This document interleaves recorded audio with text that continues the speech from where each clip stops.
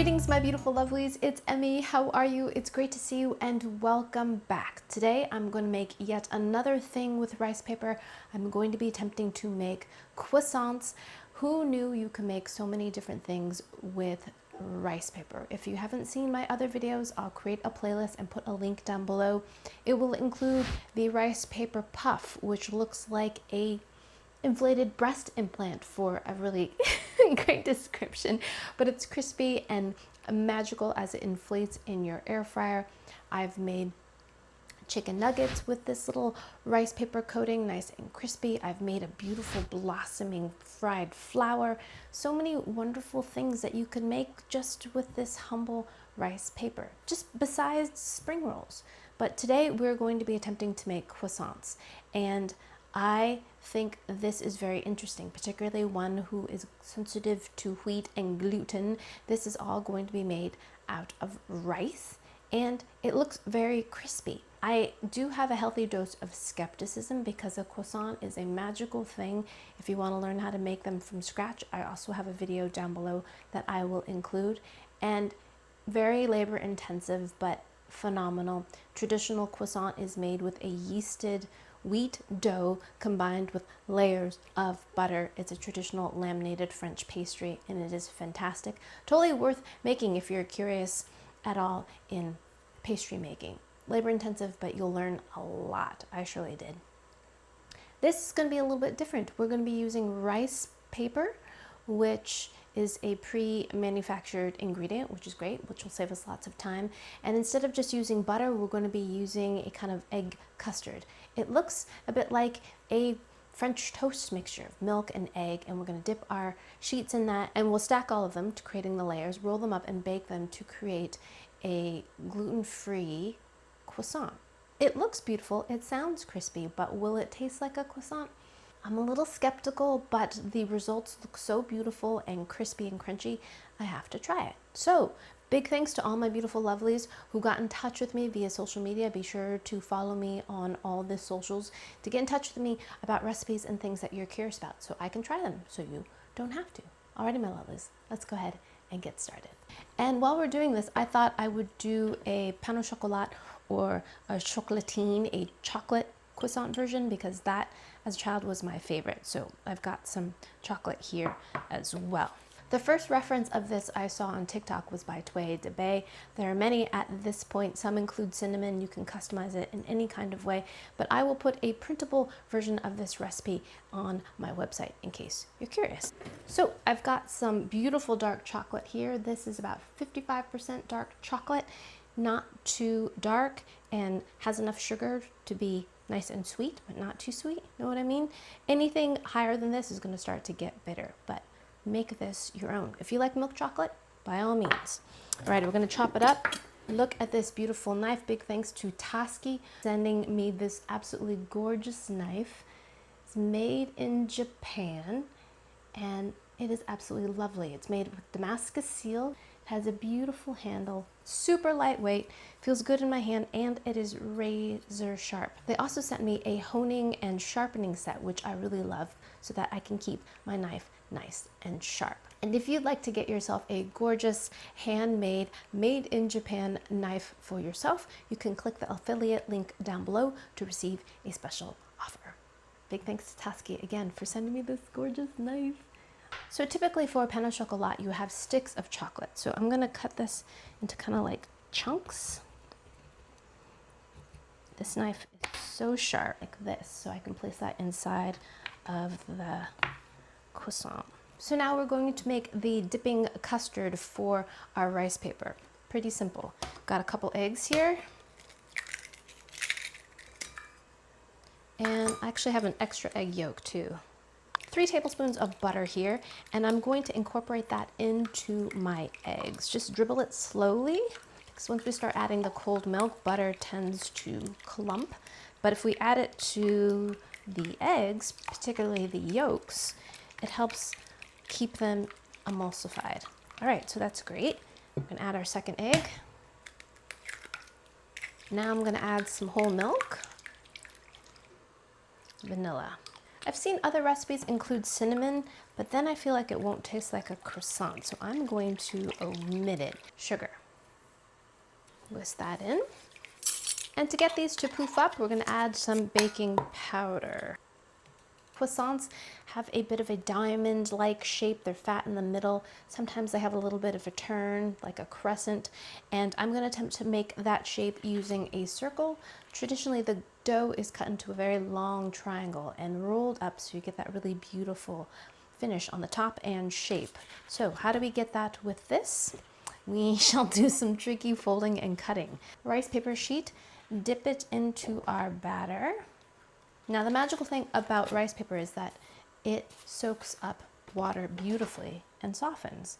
And although it looks hard and crispy and crunchy, it will soften into something quite squidgy. It's kind of amazing.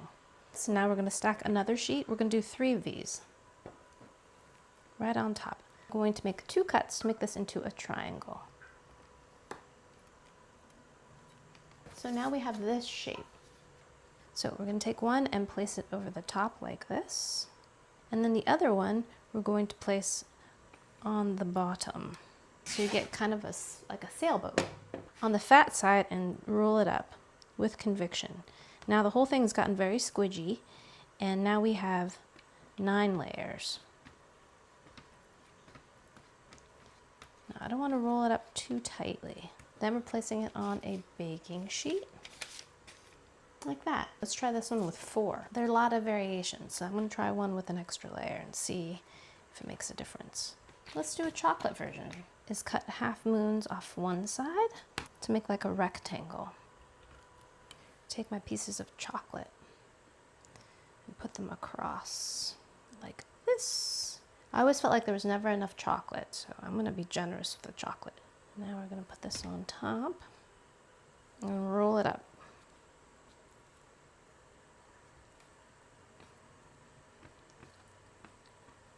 That's our pain au chocolat.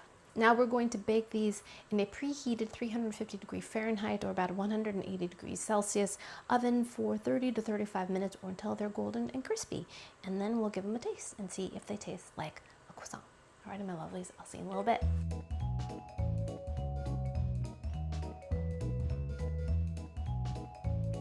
Alrighty, my lovelies, I am back with my rice paper croissants. It's been half an hour and they look beautiful. Look at that. Yellow, golden, gorgeous, overflowing with chocolate. Grrr. Let's get our chocolate friend overflowing with chocolate on the plate. Gorgeous. Let's see the bottom. Not bad. Got some goldenness. The plain croissant. Not too shabby. I mean, right? Alright, my lovelies, let's give the rice paper croissant a taste. It looks beautiful. Not quite like a regular croissant, you know, it almost looks like a turnover or something savory. Let's break it open and see what it looks like inside. Now I just took these out of the oven. It's going to be wicked hot. Ooh, it's kind of tough.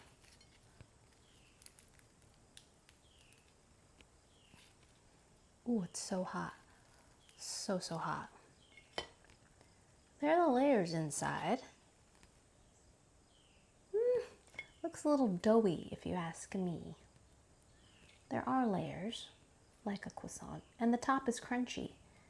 But when I pulled it apart, it felt a little tough. Definitely some resistance. Moment of gluten-free truth. Here we go. Itadakimasu.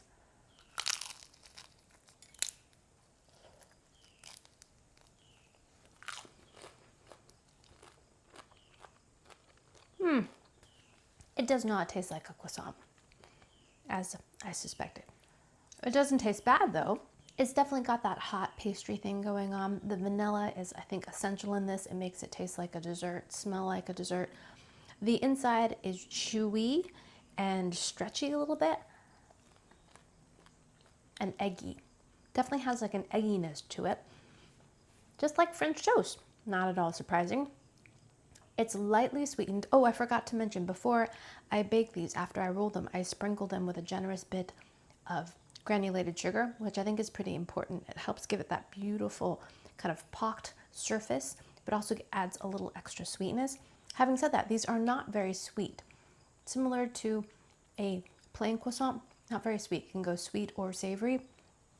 But because we added vanilla to this definitely to me feels more like a dessert, more like a cookie. I think what makes this really different from a traditional croissant is the amount of butter.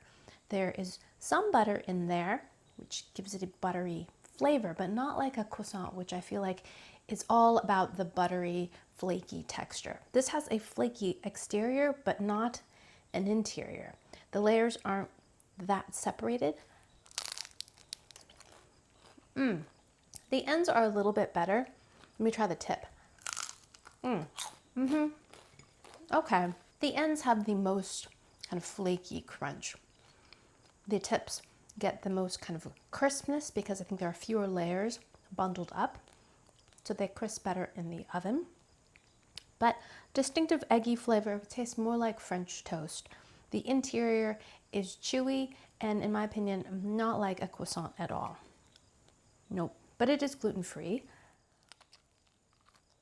And for me, the middle of this one, this is the one that was made with 4 layers, is too doughy.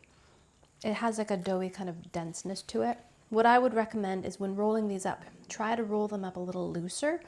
Don't roll them up too tightly, and that might help with them being not as dense, perhaps. But they're not very sweet either. So if you're looking for something sweet, I would suggest adding even more sugar. This is the one that was made with 3 layers. So let's see what that one's like.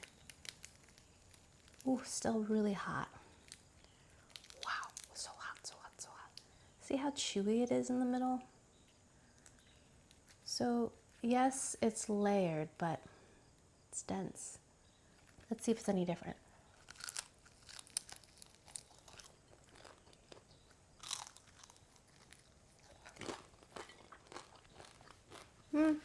Not too much of a difference.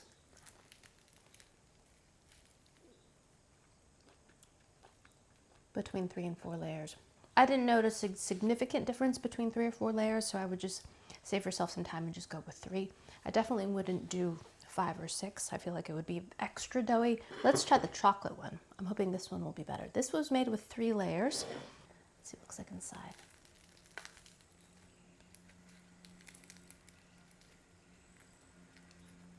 Ooh, that's looking promising.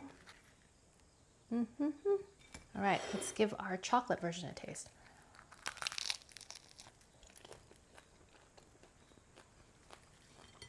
As most of you already know, I am a big chocolate fan, so I like this more than the plain version. It reminds me more of a chocolate croissant. Does it taste like a chocolate croissant? Not quite. Having said that, it doesn't taste bad. I like this definitely more than the plain version. It has more sweetness. In fact, I think the level of sweetness is pretty balanced in this. But this too also is doughy in the middle. The outside is crunchy, but it's more crunchy than flaky, in my opinion. But as an easy gluten-free option and a way to use up leftover rice paper, not a bad little thing. Just don't expect it to taste like a croissant. Think of it more like a croissant meets French toast. Definitely more in the camp of French toast. All right, my lovelies, there you have it. The viral rice paper croissants. Thanks so much for watching. I hope you enjoyed that one. I hope you learned something. Please share this video with your friends. Follow me on social media, like this video, subscribe, and I shall see you in the next one. Toodaloo, take care, bye!